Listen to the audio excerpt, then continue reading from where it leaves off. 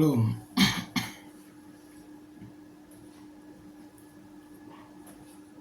Hari ini saya mau melanjutkan dengan pemeriksaan surat Roma.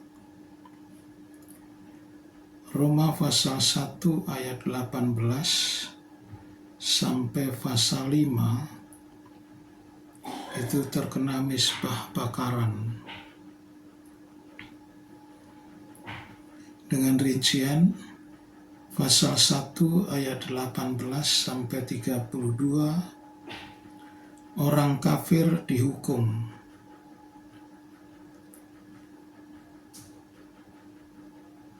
Pasal 2 ayat 3, pasal 2 sampai pasal 3 ayat 1 sampai 8, orang Yahudi dihukum. Pasal 3 ayat 9 sampai 20, dunia dihukum.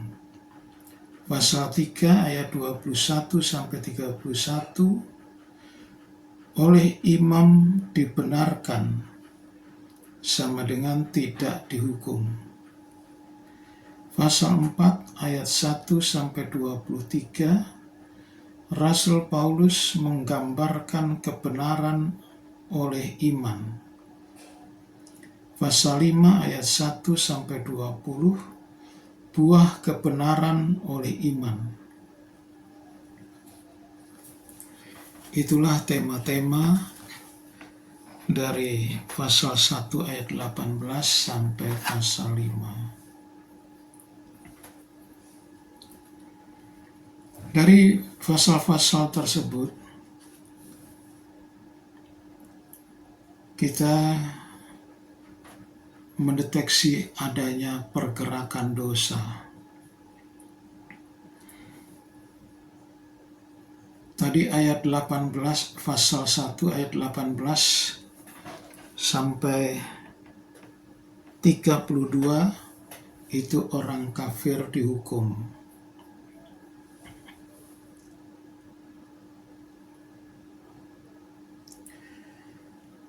Karena apa? Karena mereka melakukan dosa, yaitu dosa penyembahan berhala, dosa kenajisan, dan dosa kejahatan.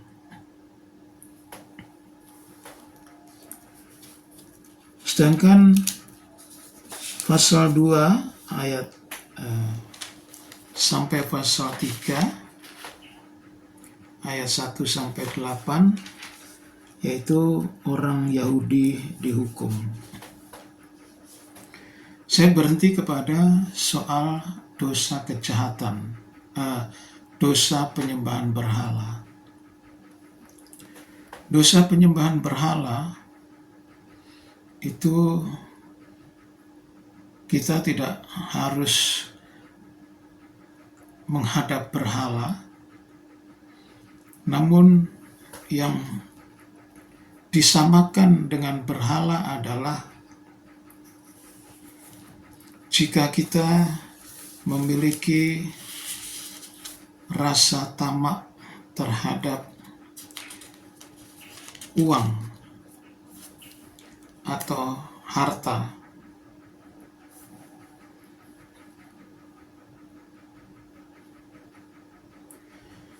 Dalam Kolose pasal 3 ayat 5, karena itu matikanlah dalam dirimu segala sesuatu yang duniawi, yaitu percabulan, kenajisan, hawa nafsu, nafsu jahat, dan juga keserakahan.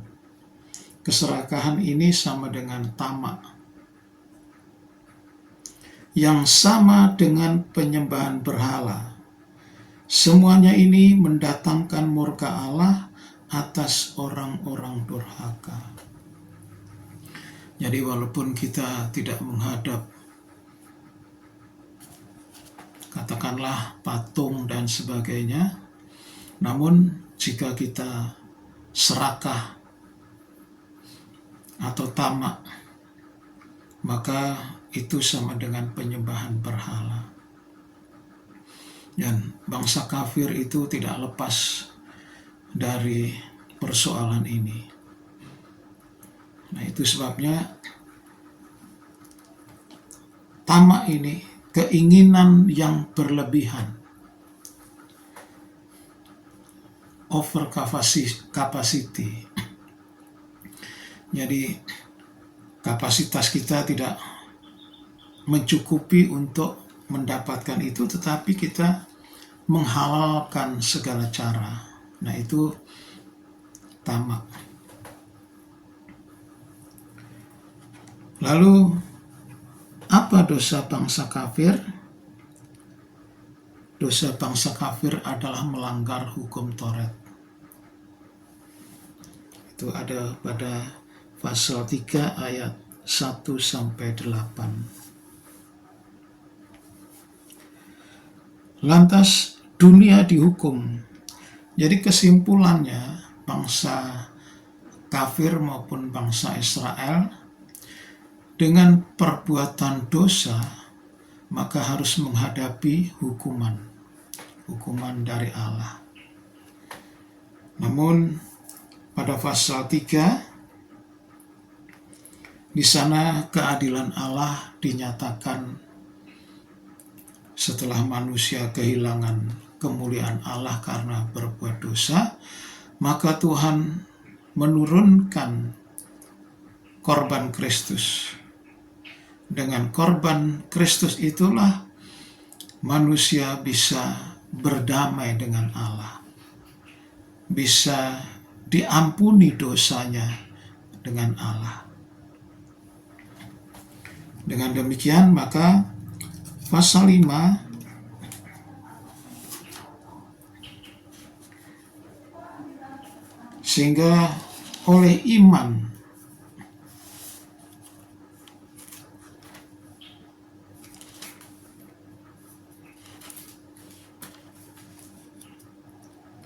kita berjalan terus menuju damai sejahtera. Ayat 1 pasal 5. Sebab itu kita yang dibenarkan karena iman, kita hidup dalam damai sejahtera dengan Allah oleh karena Tuhan kita Yesus Kristus. Ini tandanya seorang yang diampuni dosa, maka hatinya penuh dengan damai sejahtera.